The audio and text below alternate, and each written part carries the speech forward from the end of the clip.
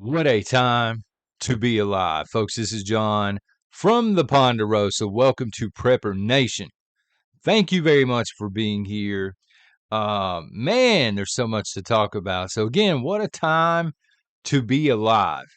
I spent most of yesterday, I feel really bad admitting this, but I spent most of yesterday watching Gunsmoke.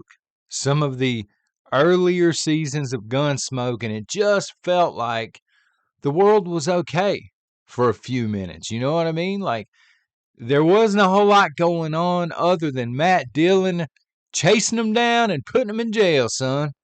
But you wake up this morning, or at least I did, and you're like, oh, well, the world is on fire. What a time to be alive. And see, folks, sometimes the people that are actually in charge, they make a whoopsie. Sometimes they come out of the shadows and they make a couple of moves in the wide open and they hope you're not paying attention. Then they go back into the shadows. So we're going to start with Warren Buffett. 2 days ago, 2.5 days ago, because again, it's morning time here, Warren Buffett moved $250 billion. For no rhyme, no reason. It was a very strange move. Again, most people aren't paying attention to that. They're paying attention to the Olympics, perhaps, or they're paying attention once again to, the race baiting that's going on back and forth with Kamala Harris. But Warren Buffett moved $250 billion from the stock market into cash and physical commodities. So he saw something or he heard something that said, wait a minute, I'm about to lose a lot of money here. Let me sell these stocks off. Give me some more gold and silver. Make sure I have actual wealth. Let me get some cash on hand as well. And I said, wow, I wonder what he saw. I wonder what is going down. I wonder if this is a random occurrence. Because, what is it, Berkshire Hathaway or something? He's one of the richest people in the world. I can't sit here without Googling it, and I really don't want to Google it. I'll be honest with you. If he's the richest in the world, but I know he's up there. And rich people tend not to lose a lot of money. They always seem to fall on the right side of things. So the following day, which would be yesterday, the Japanese stock market, they were calling it Black Monday coming up. It had the worst since the 80s. They had the worst crash yesterday on the Japanese stock market. And they're saying, this is the second worst. The only other time we've seen worse was during the Great Depression. And people are like, oh my God, what's going on here? And a lot of people yesterday lost a lot of money because they had it tied up. And again, Warren Buffett, hey man, coincidence, y'all let me know, coincidence or otherwise, he saw something, he moved his money out. Smart people usually do that, especially when they're well connected. So right now, as I record this, Wall Street here in the United States, they're taking a beat down. I mean, they're taking a beat down, son. And it looks like this is here to stay. This does not look like a one-off. This kind of looks like it began in Japan because, again, they're ahead of us time-wise. And now it looks like a chain reaction beginning to play out. Lots and lots of people and companies are losing wealth. A lot of things are going to happen during this crash. Now, will this crash be the same level as the stock market crash back in the day that led to the Great Depression? I don't know. Unfortunately, I'm not connected like Warren Buffett. I don't have his money. I don't have people within the industry, coming back and snitching and stuff like this. But I know when smart people that are that rich begin pulling money out and investing in silver and gold, don't worry, this is not a pitch to sell you silver and gold, folks. You should be stacking it if you can afford it, but I ain't got no affiliate link for that. I'm just saying, rich people understand where real wealth is at. They'll play the stock market as long as they're getting rich. But the moment they know something bad is getting ready to go down, they start pulling money out. And so now market experts here in the United States, and this is a direct quote that I saw this morning, they are fearing a U.S. recession. Not a soft landing anymore, not, well, the Fed's a little worried, a U.S. recession. I think it's going to be worse if you want to know the truth about it. But this is one of the many talking points this morning. I do unfortunately have to move on, but if you have money tied up into the stock market, you might want to pay attention to the market today because it is doing crazy things. So, the world is on fire. That's the name of the video probably. But the UK right now, it's on fire literally.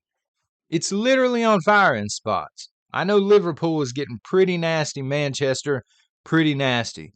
They are having widespread looting, widespread destruction. These things, they're massive protests. People are like, what is going on?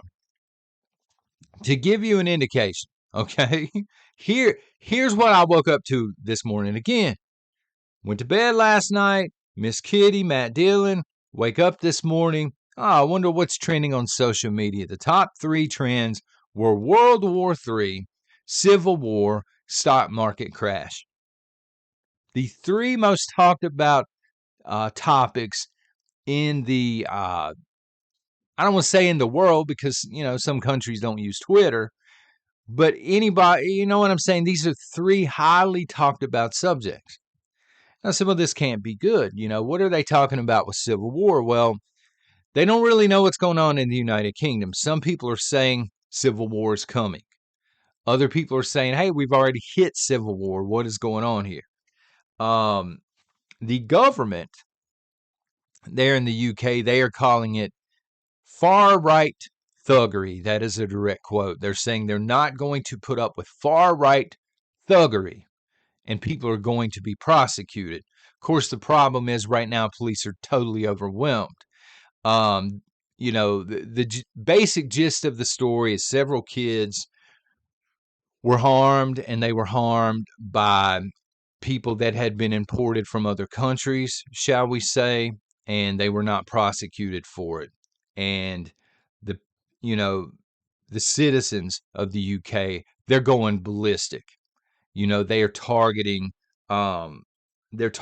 these housing buildings specifically, and government buildings and stuff where immigrants are at. And of course, because of this, it's being called far-right thuggery. The other side, because I believe both sides are always important, right? The other side of the argument is the people that are protesting, they're saying we're being colonized to the point of extinction level, and we want our country back. We want our kids to be safe.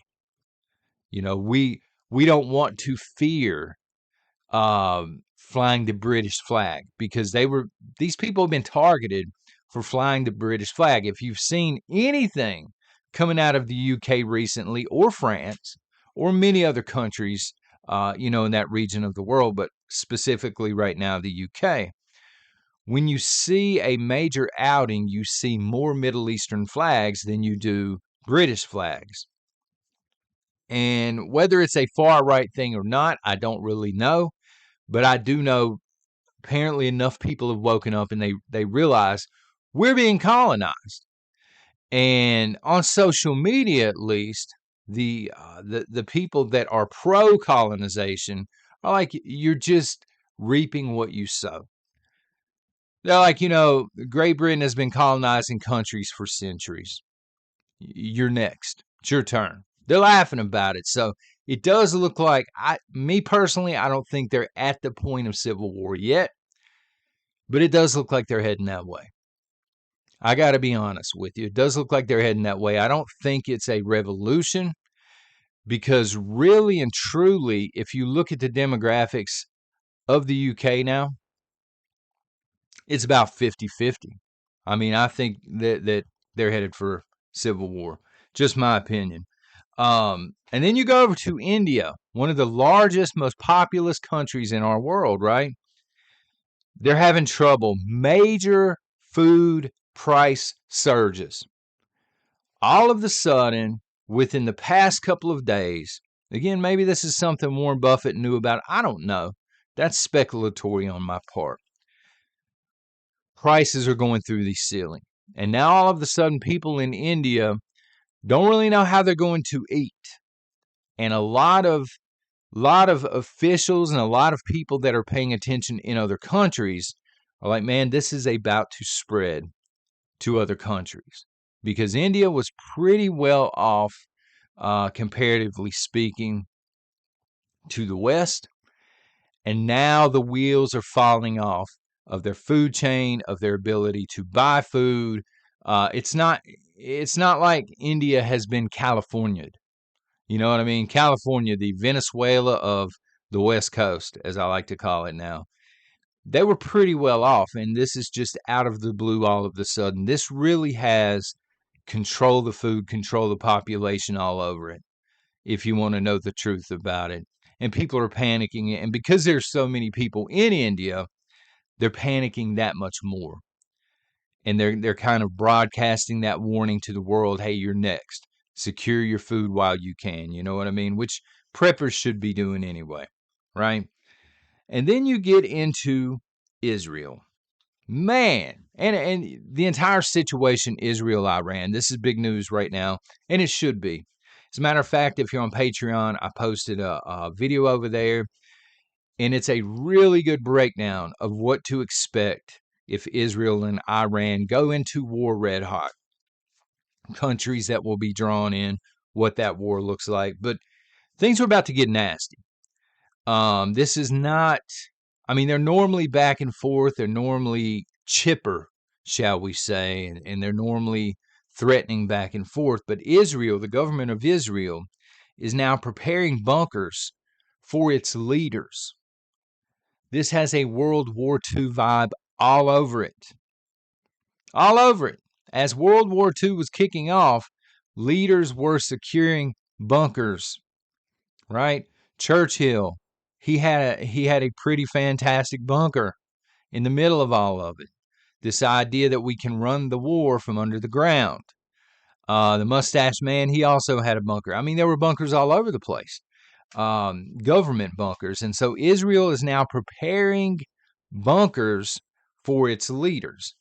And they are expecting, and this is a direct quote, a prolonged multiple front war in the Middle East.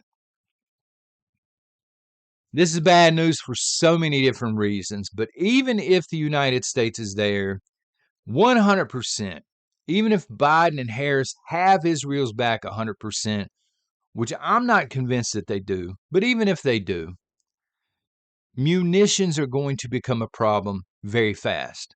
Why? Because we can't keep caught up with munitions for Ukraine, which, oh, by the way, is still at war. We're behind the curve on that. We're being outproduced by Russia's war economy when it comes to munitions. Now, not only do we have that juggling act and that big black hole that we are funding, now we're looking at the Middle East, and we're going to have to fight a multiple front war, apparently, for a prolonged period of time. And in my opinion, as you folks know, world elites have known this was coming for a while. If you go all the way back, let's take a journey for a second. Go all the way back. Do you remember the bidding for the pallets of food? And I can remember even then thinking, why do state governments care so much about this, so much about this? Why are they chasing down shelf-stable food? Elites have known. Why are billionaires building bunkers? These people have known this is coming for a while. My question this morning, is it finally go time? Is it finally time for us to see what all of this pageantry of stupidity has been about? Do we finally get to see the missiles flying nonstop? Hopefully not. But I got to be honest with you, the United States is bolstering its presence in the Middle East. Ships, aircraft, and also the rumor is 4,000 deployed Marines. So they are beefing up. They are preparing over there. Joe Biden met briefly last night in the Situation Room, according to mainstream media. I have to say that with a grain of salt because we don't know if we're being lied to. But if there was a meeting in the Situation Room with Joe Biden, can you imagine being a fly on the wall and watching him in that Situation Room? But I digress.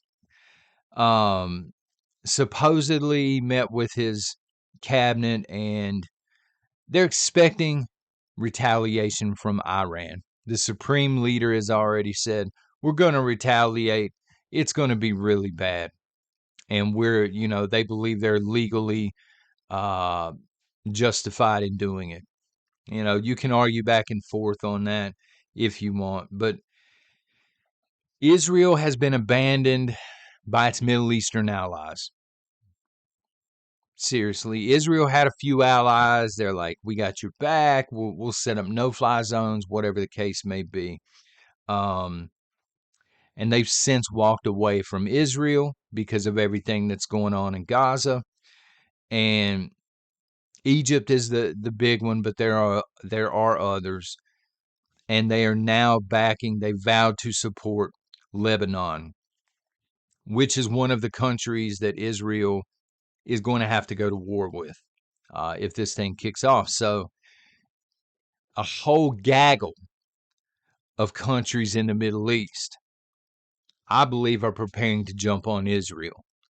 And the only help that Israel has currently is the United States of America. So that's why you're seeing that bolstering. I'm not saying I'm a fan of it, folks. They are an ally. We should take care of our allies if we can. But I'm not a fan because I don't know that we can. I don't know that we have the money to fight a prolonged war. I don't know if we have the right generals in place to effectively fight a prolonged war on multiple fronts. I don't know that we have the manpower to fight prolonged wars. I don't know that we have the ability to continue to produce enough munitions to stay in a prolonged war. This is stuff that Joe Biden and his administration should be figuring out. But again, it's Biden and Harris and company. Anthony Blinken, when he's talking about, he talked about the meeting in the Situation Room. This guy was bursting with smiles. They cannot have this war fast enough. You know what I mean? And I'm sitting here like, why would you want this? Why is this to be celebrated? I don't get it. And finally, let's not forget that we have a nasty U.S. election on the way. That seems like background noise with everything going on. That seems like it's on the back burner right now. But folks, it will end in chaos.